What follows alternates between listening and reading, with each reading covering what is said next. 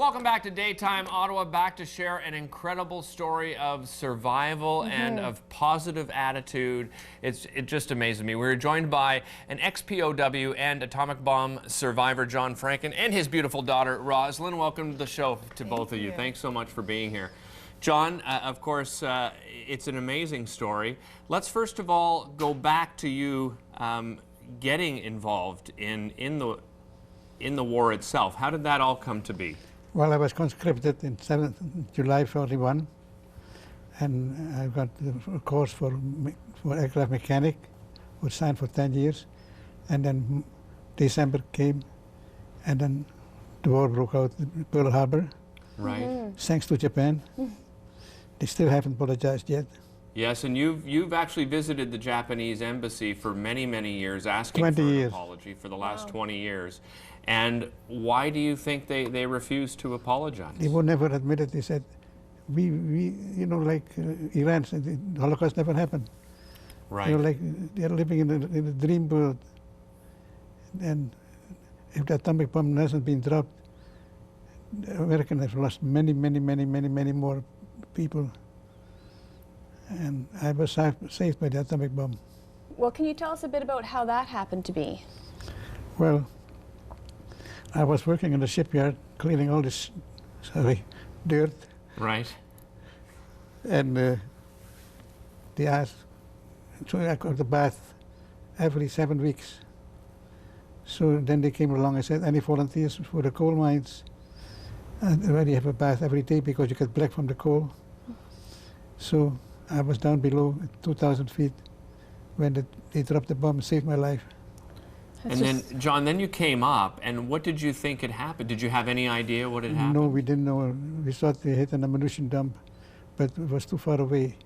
It's like in Montreal, the mountain it was behind the mountain, so we didn't know anything till 3 weeks after. Wow. When we went through it to be the transport. And you were obviously a POW at the time. What did you go through during that period of time?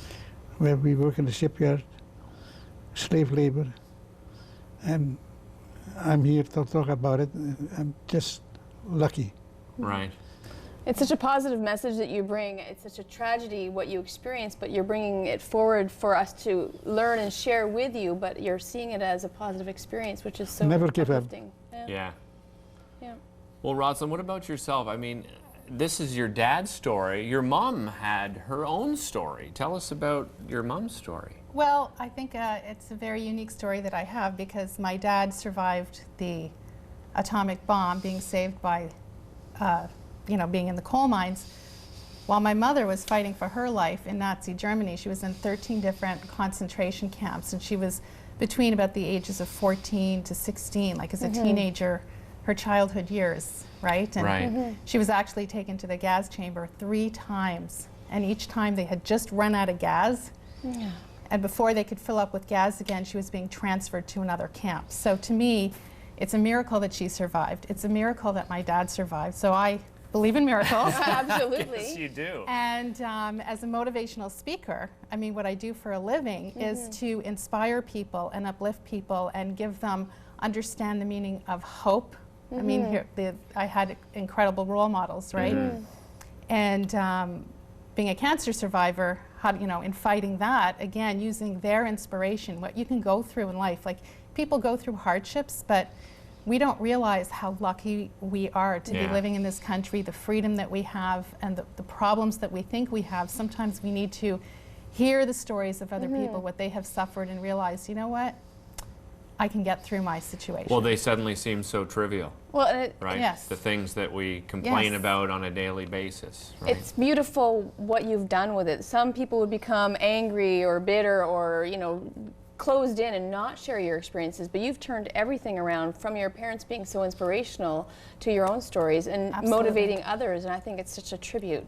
Thank you. The denial of Japan with the sex slaves took them, one woman 50 years to go through the course to Japan to prove that they really, up till today, they said it never happened.